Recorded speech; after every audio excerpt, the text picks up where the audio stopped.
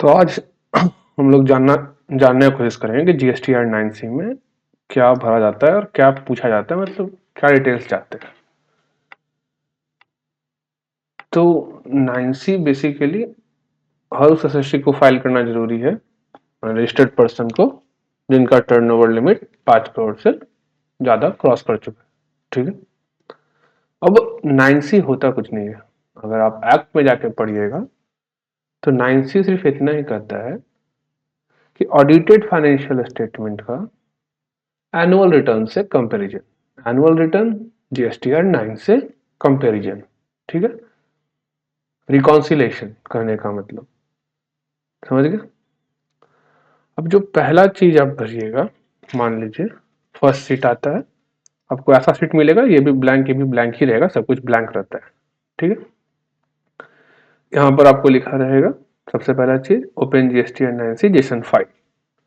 अगर आप डाउनलोड करते हैं जेसन फाइल और यहाँ अपलोड करके चेक करना चाहते हैं तो कर सकते हैं। पहले से अपलोडेड है प्रीवियस ईयर का या इसी ईयर का आप अपलोड कर चुके हैं डाउनलोड करके, अगर आप देखना चाह रहे हैं तो आप यहाँ से इंपोर्ट कर सकते हैं। ये आपका इंपोर्ट फंक्शन है। ठीक है। ये दूसरा भी इंपोर्ट फंक्शन है। जैसे ही आप 9C को अपलोड करिएगा, 9C ऑफलाइन प्रिपेयर होता है। ठीक है। ऑफलाइन प्रिपेयर होता है, अपलोड होता है, उसके बाद फिर इनिशिएट फाइलिंग का प्रोसीजर आता है। मैं वो भी आपको बता दूंगा। ठीक है, कैसे होगा। अब ये 9C जो है एयर फाइल है। जब आप ये पूरा भर लीजिएगा, ठीक है, आप जनरेट करिएगा। एक इसमें जनरेट हुआ, आप 9C पे जाइएगा, अपलोड करिएगा, एक एरर फाइल हो सकता है दे दो। ठीक है, कि कुछ गलतियां हैं और जो भी गलतियां रहेंगी वो इस साइड लिखी रहेंगी पोर्टल वैलिडेशन एरर में। ठीक है। पोर्टल वैलिडेशन एरर माने पोर्टल के द्वारा जो एरर आइडेंटिफाई किया गया है, इसे आप करेक्ट करना पड़ेगा, उसके बाद ही वो प्रोसेस्ड होता है। ठीक है। और ये सीट वैलिडेशन एरर, ये क्या है आप सोचिएगा। तो देखिए, इसे मैं गायब कर देता हूं और अब मैं देख रहे हैं गायब हो गया। क्या आ गया? Proceed to fill part A, proceed to fill part B.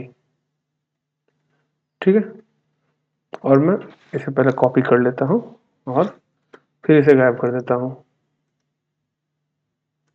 देखिए क्या दिया, आया समझ में? क्या दिया? ये होता है सीट वैलिडेशन एरर। मतलब सीट में जो इंपॉर्टेंट डाटा है कम से कम वो तो आपको देने ही है। जीएसटी नंबर चला गया इसका, समझ गए। और फिर जैसे आप ये डाल दीजिएगा, अब देखिए ये एरर नहीं आएगा, प्रोसेस्ड हो गया, आगे बढ़ गए और आप आ गए सीट 2 पे। ठीक है। सीट 2 क्या है? सीट 2 कुछ नहीं है। सीट 2 में आपको बताना है कि आपका टर्नओवर बुक्स ऑफ अकाउंट के हिसाब से कितना है। ठीक है। हो सकता है आपका बुक्स में मल्टीपल जीएसटी हो, बुक्स तो बनता है ऑल इंडिया बेसिस पे। एक तरह से देखा जाए तो मेरे जितने भी ब्रांचेस हैं, मेरे जितने भी यूनिट्स हैं पूरे इंडिया में, जो सेम पैन के अंडर काम कर रहे हैं, जिनका आईटीआर सेम जाएगा। ठीक है। सेम पैन के अंदर आईटीआर जाएगा जिनका, बट डिफरेंट स्टेट में होने के कारण डिफरेंट जीएसटी नंबर रहते हैं। ठीक है। सेम स्टेट में भी डिफरेंट जीएसटी नंबर रह सकते हैं। और 9C क्या होता है? 9C फाइल होता है हर जीएसटीएन नंबर के लिए अपना अपना। ठीक है, अलग अलग। तो आप यहाँ पे क्या करिएगा, turnover including export as per books of account डालिएगा। ठीक है। फॉर मल्टी जीएसटीएन यूनिट, मैंने वही जिनका मल्टीपल जीएसटी है डिफरेंट स्टेट में या सेम स्टेट में भी है, तो आपको टर्नओवर डिराइव करना है। मैंने इस जीएसटी नंबर पे जो टर्नओवर है उस audited balance sheet of financial statement में वो आपको यहाँ डालना पड़ेगा। ठीक है, समझ गए। अब देखिए ये शीट नीचे तक यहां से लेके यहां तक आपसे कुछ कुछ एडजस्टमेंट पूछेगा। ठीक है। उसके बाद आपसे ये पूछेगा turnover declared in annual return. ठीक है, देख रहे हैं, turnover declared in annual return. ये जो जाएगा ना, ये टर्नओवर, ये 9 के हिसाब से जाएगा। आप क्या करिएगा, लॉग इन करिएगा आईडी को, 9 को खोलिएगा और 9 में जो लिखा हुआ है वो यहाँ लिखाएगा। ठीक है, अब हम लोग एडजस्टमेंट को समझने से पहले समझते हैं adjustment annual turnover after adjustment क्या होगा। बोला गया है ए, जो आपने लिखा एज पर बुक्स ये है, इस साल का, इन साल का, इस साल का इतना है। ठीक है, करेंट ईयर का एक्रुअल बेसिस पे जो अकाउंटिंग फॉलो करते हैं आप, इतना है। ठीक है, और इसमें बोला गया एडजस्टमेंट क्या होगा, तो बोला गया ए, मैंने जो आपने ए लिखा है उसमें बी प्लस होगा। ठीक है, तो बी क्या है, बी है unbilled revenue at the beginning of financial year, मतलब 1 अप्रैल 2022 को जो अनबिल्ड रेवेन्यू था, समझ गए मेरे समझ में, ये आपको डिटेल्स पूरा बनाना पड़ेगा इसका। तो जो अनबिल्ड रेवेन्यू था किस दिन, 1 अप्रैल 2022 को। उसके बाद क्या बोला गया, ए प्लस बी प्लस सी, तो सी क्या होगा, unadjusted advances at the end of financial year. ठीक है, एडवांसेस रिसीट हो गए थे, सर्विसेज प्रोवाइड नहीं किए गए हैं, गुड्स प्रोवाइड नहीं किए गए हैं। ठीक है, तो उन एडवांसेस के लिए unadjusted advances at the end of financial year, समझ गए। उसके बाद डीम्ड सप्लाई अंडर शेड्यूल 1, तो A plus B plus C plus D, deemed supply. Deemed supply वैसे सप्लाई हैं जो विदाउट कंसिडरेशन भी सप्लाई माने जाते हैं। ठीक है, आप खुद सोचिए आपके बुक्स में ट्रांसफर ऑफ कैपिटल एसेट कैसे एंटर होता है, सिर्फ प्रॉफिट और गेन्स रिकॉर्ड होते हैं आपके बुक्स में, रेवेन्यू साइड तो कुछ आता नहीं है उसका, आता है नहीं आता ना रेवेन्यू साइड, प्रॉफिट और गेन्स रिकॉर्ड होते हैं। पर जब डीम्ड सप्लाई शेड्यूल 1 पढ़िएगा तो वहां देखिएगा, अगर आपने आईटीसी अवेल किया है कैपिटल गुड्स पे, अगर आपने आईटीसी अवेल किया कैपिटल गुड्स पे, तो आप विदाउट कंसिडरेशन भी ट्रांसफर करिएगा कैपिटल गुड्स को, तो उस केस में क्या होता है कि फिर डीम्ड सप्लाई कहा जाता है। ठीक है, विदाउट कंसिडरेशन भी, तो उस केसेस में वो यहाँ पर आएगा deemed supply as per schedule 1।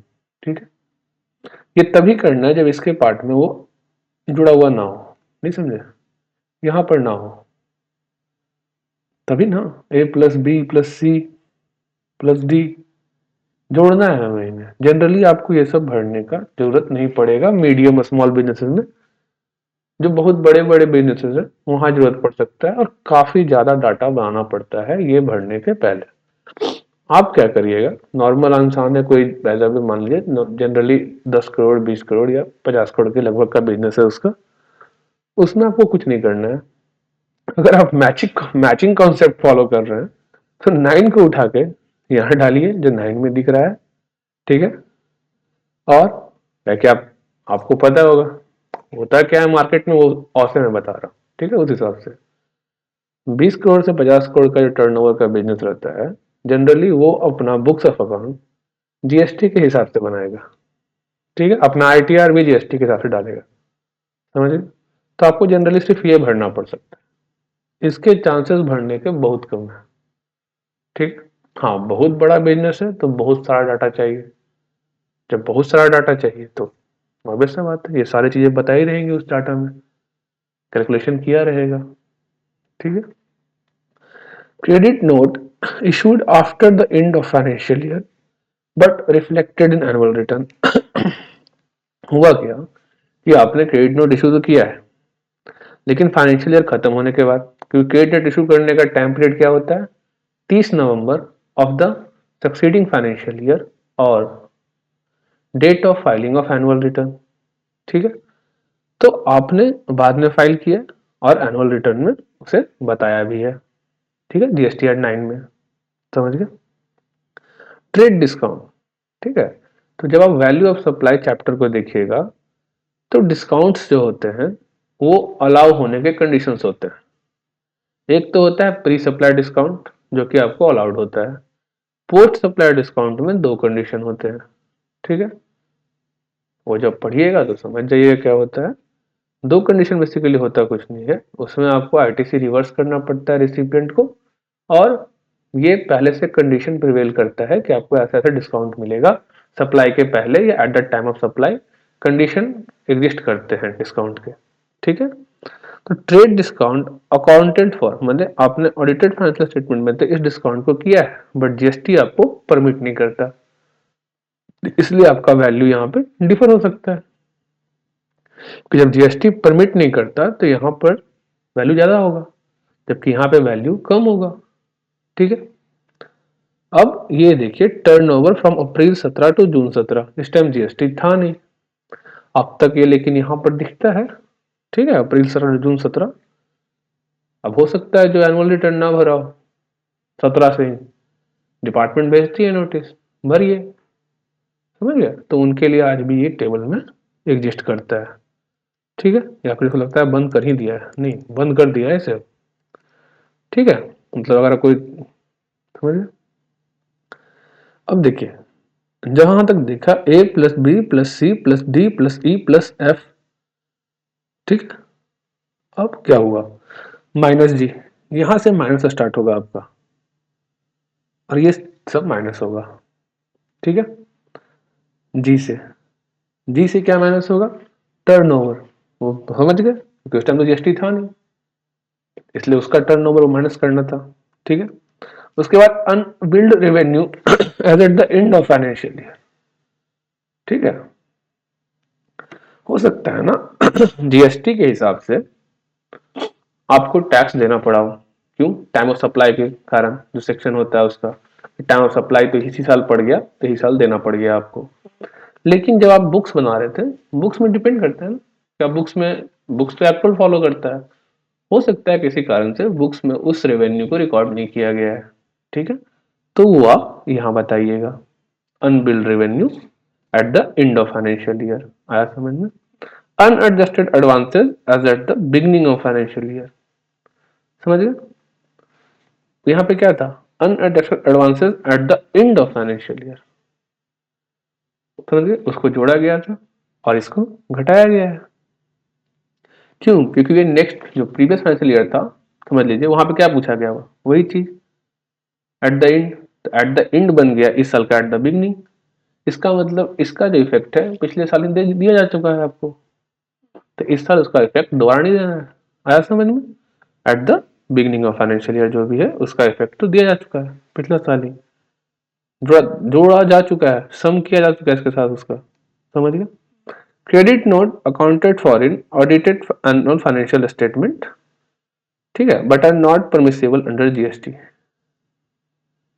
समझ गए, क्रेडिट नोट जो अकाउंट हुआ है, ठीक है, ऑडिटेड फाइनेंशियल स्टेटमेंट में लिखा गया है, मतलब वहां पे दिया गया है जो भी क्रेडिट नोट वहां पर है, as per accounting principle credit note है, ठीक है, लेकिन जीएसटी परमिट नहीं कर रहा, आया समझ में, जीएसटी में इस तरह से क्रेडिट नोट इशू करने का कोई राइट नहीं है, कोई तरीका नहीं है, ठीक है, इसके कारण डिफरेंस आ सकता है, इसमें एनुअल रिटर्न डिक्लेयर किए हैं आप, ठीक है। आगे देखिएगा, adjustment on account of supply of good by SEZ unit to DTA unit, तो ये स्पेशली एसईजेड के लिए है, आपके लिए है ही नहीं, supply of good by SEZ to DTA, ठीक है। Turnover for the period under composition scheme, अब जो कंपोजिशन स्कीम के दौरान अब जो कवर होता है, कंपोजिशन स्कीम वाले को ये फाइल करना जरूरी नहीं है, उनका तो ऐसे भी 1.5 करोड़ होता है मैक्सिमम टर्नओवर, ठीक है। हो सकता है ना कि आप 1.5 करोड़ की लिमिट तक इसी साल करंट फाइनेंशियल ईयर में अप्रैल मई जून तक आपका 1.5 करोड़ से कम था, ठीक है, जब आपका 1.5 करोड़ से कम था तो आपने क्या किया कि कंपोजिशन ऑप्ट कर रखे थे, अब आप कंपोजिशन से बाहर हो गए, तो अब आपके जो एनुअल रिटर्न है उसमें जो अमाउंट दिख रहा होगा वो कम दिख रहा होगा 3 महीने का सेल का, क्योंकि वो तो उसका पार्ट था कंपोजिशन का, और कंपोजिशन वाले को कोई फाइल भी नहीं करना है, ठीक है। तो होगा क्या इसके कारण, इसलिए यहाँ पे डिफरेंस आ जाएगा इसका सम टोटल जब होगा तो, इसलिए उसको हटाने के लिए कहा, क्योंकि ये वाला पार्ट ये इसमें इंक्लूडेड है, आया समझ में, इसलिए आप इसे यहाँ से हटाइएगा तब ना ये दोनों बराबर होगा, आपको कुछ करना नहीं है, इसको एडजस्टमेंट करते हुए इसके बराबर लाना है, अगर आपको रिकॉन्सिलेशन का रीजन नहीं है तो, या फिर बराबर हो जाएगा, जनरली बराबर हो जाता है, लोग मैचिंग कॉन्सेप्ट पे काम करते हैं, मैच करवा ही लेते हैं, ठीक है।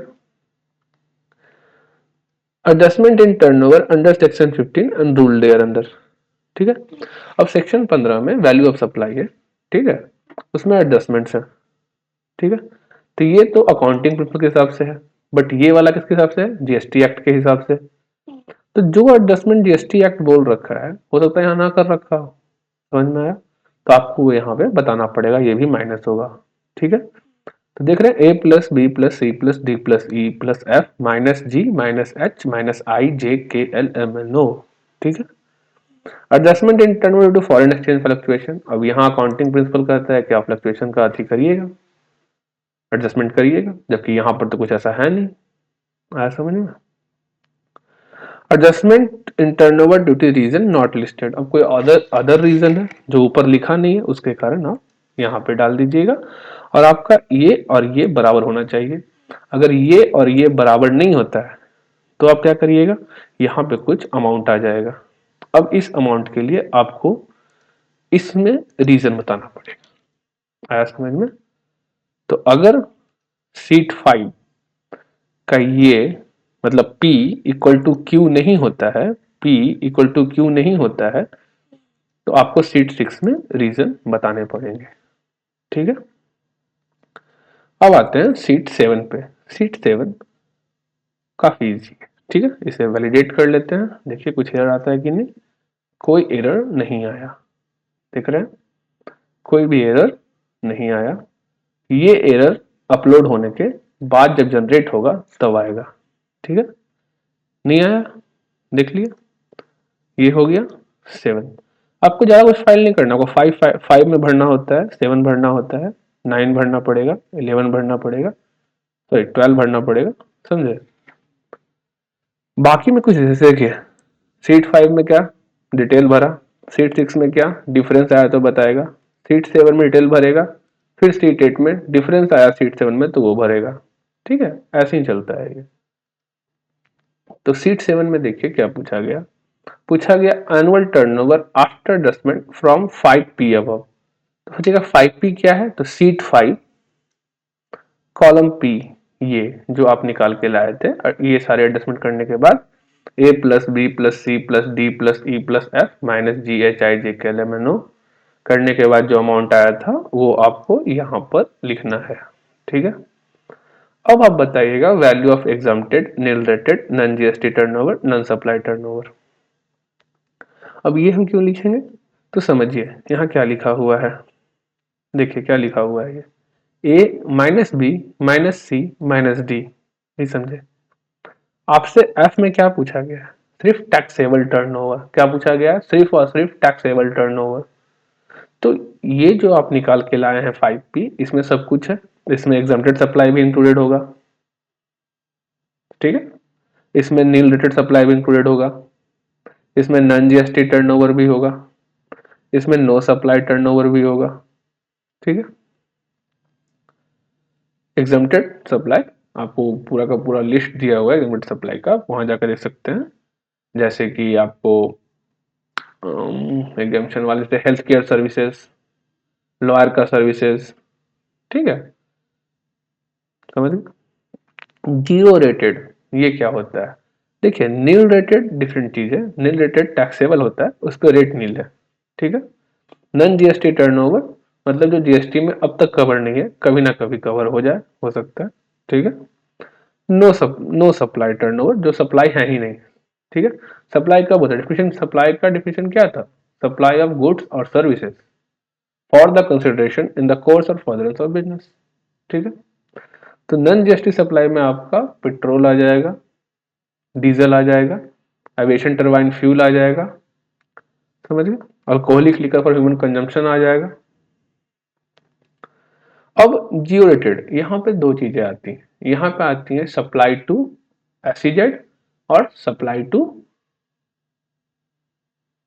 आउटसाइड इंडिया, एक्सपोर्ट, एक्सपोर्ट और सप्लाई टू एसीजेड, ठीक है। ये आते हैं जियो रेट सप्लाई में, लिखा हुआ है विदाउट पेमेंट ऑफ टैक्स, समझ गए। Supply on which tax is to be paid by the recipient on reverse charge basis, ठीक है। यहाँ पे आपने सप्लाई डाला, ठीक है, पर इस सप्लाई में मान लीजिए 2 लाख का सप्लाई ऐसा था, जीटीए सर्विसेज था, गुड ट्रांसपोर्ट एजेंसी, जो कि रिवर्स चार्ज में आता है, ठीक है, जब तक कि एसएससी ने ऑप्ट ना किया हो, रजिस्टर्ड पर्सन ने ऑप्ट ना किया हो फॉरवर्ड चार्ज के लिए, तो जो रिवर्स चार्ज में आता है, ठीक है, उस पर आप तो टैक्स देंगे नहीं, कौन टैक्स देगा? रिसिपिएंट। जब रिसिपिएंट टैक्स देगा तो यहाँ इंक्लूडेड है, जबकि 9 में दिखता नहीं होगा, नहीं समझे? 9 में नहीं दिख रहा होगा ना, 9 में कहाँ दिखेगा? 9 में दिखेगा, रिवर्स चार्ज में दिखेगा। रिवर्स चार्ज के लिए वहां बस डिक्लेरेशन होता है कि ये सप्लाई रिवर्स चार्ज में होगा, आउटवर्ड रिवर्स चार्ज, ठीक है। अब आया टैक्सेबल टर्नओवर, आपका आ जाएगा A minus B minus C minus D, और ये as per liability declared in annual return, ठीक है, टैक्सेबल टर्नओवर। तो इसमें और इसमें फर्क क्या है? देखिए, यहाँ टर्नओवर, यहाँ टोटल टर्नओवर, यहाँ रिवर्स चार्ज भी होगा, समझे, यहाँ पे जियो डेट भी इंक्लूड होगा। यहाँ पे जब डालिएगा टर्नओवर तो सारी चीजों को इंक्लूड करके डालिएगा, ठीक है, सारे सप्लाईज, सारे टर्नओवर को। आगे समझ में? क्वेश्चन क्या पूछा? टर्नओवर, ठीक है, और इसमें क्या पूछा? सिर्फ टैक्सेबल टर्नओवर। आया समझ में? अब आपसे बोलेगा कुछ डिफरेंस आ गया, कुछ डिफरेंस आ गया, तो भैया इसमें बताओ क्यों डिफरेंस आया, ठीक है। अब आते हैं 9 पे। 9 पे अब कुछ नहीं है, बोला 9C कुछ नहीं है, एक छोटे मोटे बिजनेसमैन का तो काफी इजी है भरना, बस मैचिंग कॉन्सेप्ट फॉलो करिएगा, ठीक है, सब हो जाएगा। अब देखिए इसमें क्या है, इसमें कुछ नहीं करना आपको, सीधा सीधी 9 को उठाइएगा और बता दीजिएगा क्या क्या है। Reconciliation of rate wise liability and amount payable thereof, समझ गए? टैक्सेबल वैल्यू क्या है, सेंट्रल टैक्स क्या है, स्टेट टैक्स क्या लगा है, आईजीएसटी क्या लगा है, काम खत्म, ठीक है। यहां पे डाल देने के बाद आपसे नीचे में पूछेगा, टोटल अमाउंट आ गया, A2O सब जोड़ लेगा, ठीक है, लेट फी पेनल्टी वेनल्टी सब जोड़ लेगा, ठीक है, interest late fee penalty other सब जोड़ के यहाँ पर आ जाएगा, ठीक है, ये ऑटोमेटिक आ जाएगा। अब आपको बताना है आपने 9 में क्या किया है, एनुअल रिटर्न में क्या दिया है। तो आपका जो इधर का टेबल होता है, second last, sorry second number table उस साइड से, समझे? तो वहां पे आपको दिखेगा जीएसटी पेड, ठीक है, आईजीएसटी कितना पेड हुआ, सीजीएसटी कितना पेड हुआ, आईजीएस ये कितना पेड हुआ और ये कितना पेड हुआ, आपको बस लिख देना है, ठीक है, वहां से छाप करके यहाँ निकाल देना है एनुअल रिटर्न से। बेसिकली आप कुछ कर नहीं रहे, आप अपना ऑडिटेड बुक्स उठा रहे हैं, ठीक है, अगर सही से करना हो तो आप अपना ऑडिटेड बुक्स उठा रहे हैं और अपने 9 के साथ कंपैरिजन कर रहे हैं, यही है जीएसटी और 9C, और कुछ नहीं है। और जैसे ही आप कंपेयर करिएगा, अगर ये हो सके डिफरेंस होता है, डिफरेंस होता है, ठीक है, तो क्या होगा? तो फिर यहाँ पर कुछ बैलेंस आ जाएगा, समझ गए? और जब ये बैलेंस आ जाएगा तो आपको फिर 10 में बताना पड़ेगा कि क्यों आया। तो अब तक हम लोगों ने देखा total turnover seat 5, taxable turnover seat 8, और सॉरी सीट 7 टैक्सेबल टर्नओवर, और सीट 9 टैक्स लायबिलिटी, ठीक है, एज पर बुक्स क्या होना चाहिए था, और एज पर 9 क्या हमने किया है, ठीक है। अब आएगा सीट 11, ये कुछ नहीं पूछेगा, ये बोलेगा 6 जो रीजन बताया आप, 8 में जो रीजन बताया आप, 10 में जो रीजन बताया आप, उसके कारण एडिशनल अमाउंट पेएबल क्या बनता है, जो कि पे करना है, जो नहीं पे किया गया है 9 भरने के दौरान। आया समझ में? तो एडिशनल अमाउंट जो भी पे करना है वो आप यहां बताइएगा, समझ गए? क्योंकि 9 में आप तो अपना लायबिलिटी बढ़ा सकते हैं, बढ़ा करके पे कर दे, कोई दिक्कत नहीं, तब तो यहाँ पे अमाउंट ही डिफर ही नहीं करेगा, ये आएगा ही नहीं ना। अगर कुछ रिकॉन्सिलेशन के लिए आ गया, रीजन देना पड़ा, ठीक है, तो तब देना पड़ेगा ना जब हमने 9 में भी सही नहीं किया अपने रिटर्न को, नहीं समझे? ये तो एज अ ऑडिटर कर रहा है कोई, वो मैच करेगा कि हाँ 9 में पे कर दिया है, तब तो यहाँ पर तो वो अमाउंट आएगा ना जो 9 में कर दिया गया है।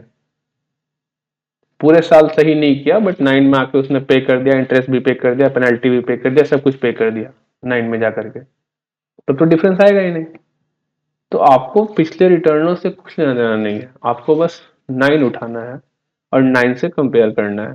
ठीक है कि 9 में रजिस्टर्ड पर्सन ने सब कुछ सही कर लिया है, बुक्स के हिसाब से हो गया है, तो फिर ये जो 6 में रीजन है, 8 में रीजन है और जो 10 में रीजन दिया गया है, 11 में उसके लिए कुछ नहीं भरना है।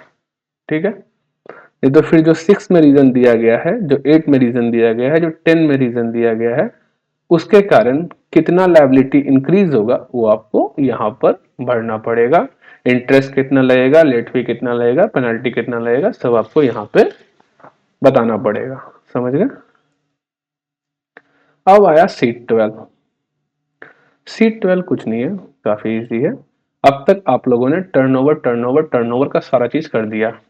ठीक है, टोटल टर्नओवर, टैक्सेबल टर्नओवर, सारी चीजें खत्म हो गई, लायबिलिटी उसकी कितनी थी वो भी खत्म हो गई, ग्रॉस लायबिलिटी। ठीक है, अब बताएगा आपके पास आईटीसी कितना है। ठीक है, सबसे पहले पूछेगा ऑडिटेड फाइनेंशियल स्टेटमेंट के हिसाब से आईटीसी कितना होता है। ठीक है, इस जीएसटी नंबर के लिए आप बताइए कितना होता है। ठीक है, फिर पूछेगा ITC booked in earlier financial year claimed in current financial year, मतलब बुक्स में। जीएसटी को मत देखिए, जीएसटी में तो जीएसटी आर 3 में आप क्लेम करते हैं। ठीक है, उसको नहीं देखिएगा। बुक्स में, बुक्स में हो सकता है अकाउंटिंग के कारण ऊपर नीचे हो सकता है, इसलिए कहा आईटीसी जो पिछले साल ही बुक हुआ था लेकिन इस साल क्लेम हुआ है। नहीं समझे? बुक कब हुआ था? पिछले साल, किताबों में पिछले साल बुक था, लेकिन आपके जब रिटर्न भर रहे हैं तो कब क्लेम कर रहे हैं आप? इस साल। आया समझ में? पिछले साल बुक हो गया था, मान लीजिए 1 मिनट के लिए कोई ऐसा सप्लायर था आपका जो निहायती कामचोर था, बेहुदा था। ठीक है, वो रिटर्न नहीं भरता था, जब उसे डिपार्टमेंट ने तंग किया तो उसने नेक्स्ट ईयर रिटर्न भरा। ठीक है, और आप पर इनपुट आ गया। अब वो इनपुट आपके पास कब आएगा? नेक्स्ट ईयर आया, मार्च के बाद आया। आपने बुक्स में कब बुक किया होगा? पिछले साल ही। ठीक है, तो वही करना चाह रहा, पर आप क्लेम कब कर रहे हैं? इस साल, क्योंकि बस क्लेम करने का टाइम रहता है ना 30 नवंबर या date of filing of annual return, जो पहले हो जाए। ठीक है, ड्यू डेट नहीं, date of filing of annual return.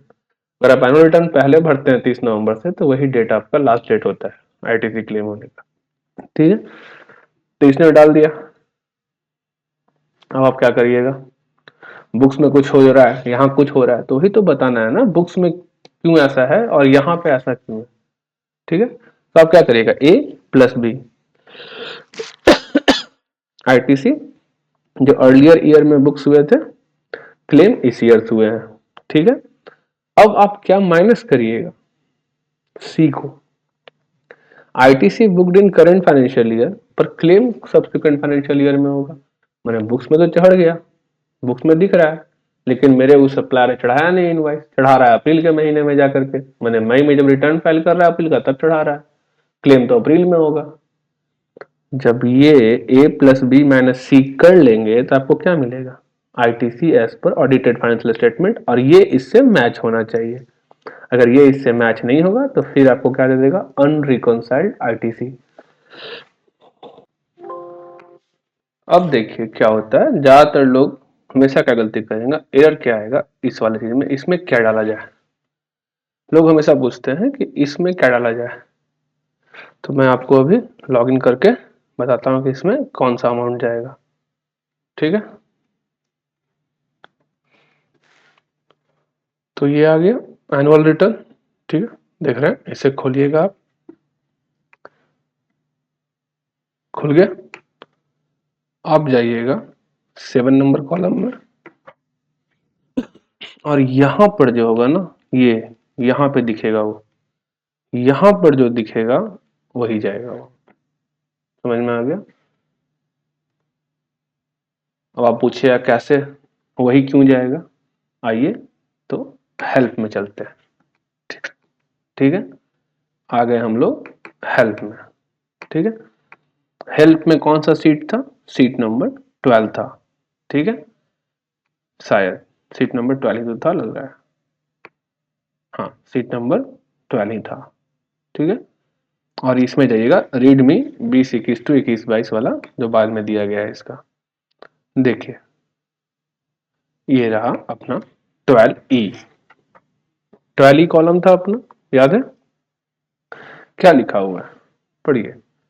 Net ITC available for utilisation as declare in table 7J, 7J, तो टेबल 7 कौन सा था, देखिए टेबल 7 और कॉलम J, आया समझ में, यही आपका जाएगा। अगर आप ये नहीं डालिएगा तो आपको हो सकता है वो क्या देगा, जैसे आप अभी नहीं देगा, सीट वैलिडेशन में तो अप्रूव हो जाएगा वो, समझे, ये देगा आपको पोर्टल वैलिडेशन में, यहाँ पर लिख करके आ जाएगा कि मैच नहीं कर रहा, 9 में कुछ और है, समझ में आया।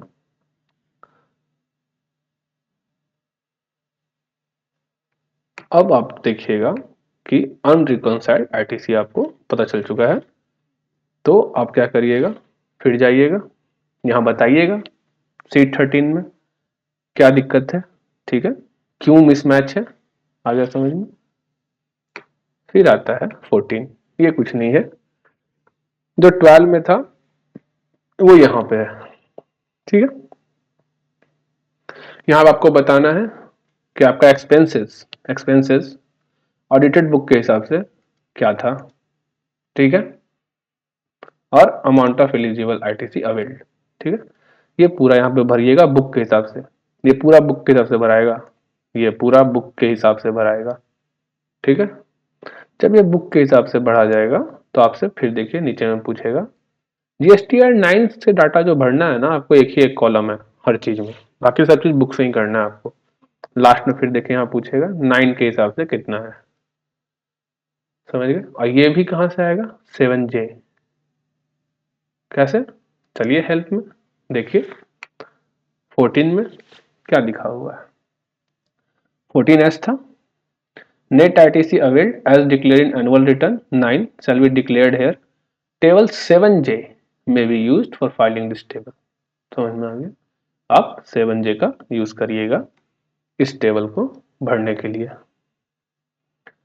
उसके बाद आएगा पार्ट 15, फिर वही आपको बताना है क्यों सीट्स 14 में डिफरेंस आ रहा है, ठीक है। फिर आप जाइएगा पॉइंट 16, इसमें कुछ नहीं है, इसमें आपको बस tax payable on unreconciled difference in ITC 13 and 15, 13 में आपने 12 का रीजन बताया था, 14 का आपने 15 में बताया था, जिस तरह आपने टर्नओवर के बेसिस पे आपका जो डिफरेंस आया उसके लिए जो आपने बताया था, कहाँ चला गया,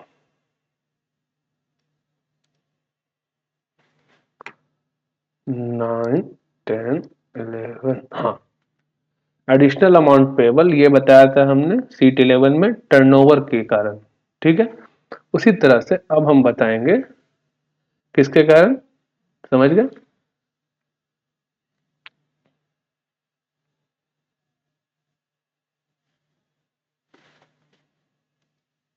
आगे समझ में, किसके कारण,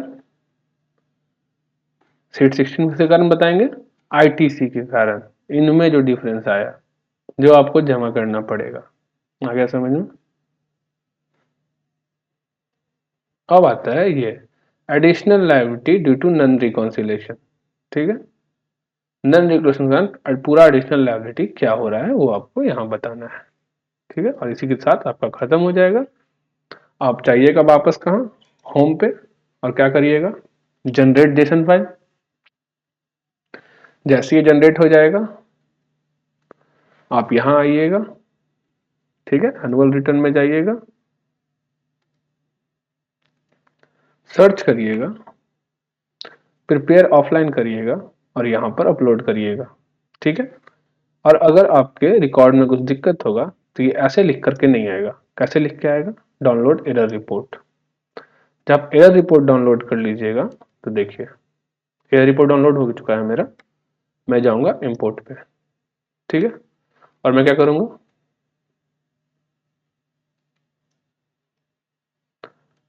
इंपोर्ट करूंगा, ठीक है।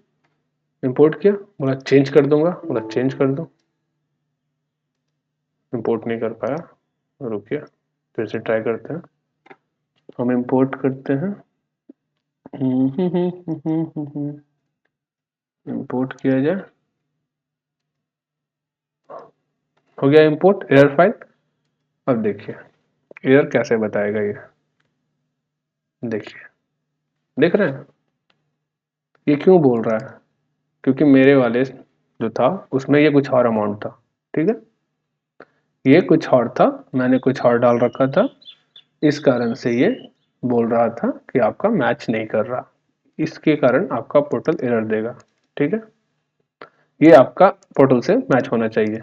ये कौन सा कॉलम है देख लीजिए, 9, str 9 का, समझ गए। अब जैसे ही ये आप सही कर दीजिएगा ये एरर हट जाएगा, आ गया समझ में। और ये एरर हटने के साथ आपका फिर अपलोड हो जाएगा, प्रोसेस हो जाएगा, समझ गए।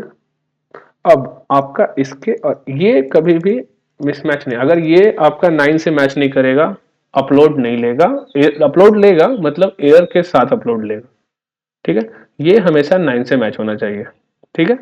ये डिफर करेगा, उसके कारण ये अमाउंट आएगा और ये आपको बताना पड़ता है नेक्स्ट सीट में, समझिए। उसके बाद जब उसको आप सही कर दीजिएगा और जब अपलोड करिएगा तो ये ऐसा आ जाएगा प्रोसेस्ड, समझ गए।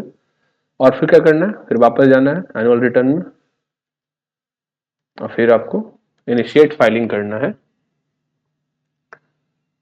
समझ गए। और यहाँ पे फिर आपको audited balance sheet, profit loss upload करना है, सेव करना है और फाइल करना है, ओके। तो ये हम लोग का एक प्रैक्टिकल टाइप का लेक्चर था, ठीक है। कुछ और भी आएंगे, जैसे ITR-U पे मैंने सोचा है, ठीक है। तो चलिए, ठीक है।